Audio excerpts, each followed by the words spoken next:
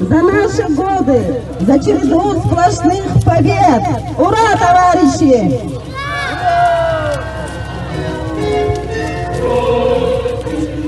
За то, что, в общем-то, свободой казалось нам так много лет, за долгий путь, за нашу веру, в единстве молота и серпа, за нищету инженеров.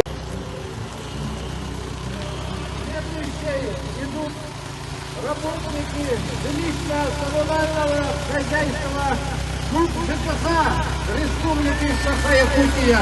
Ура!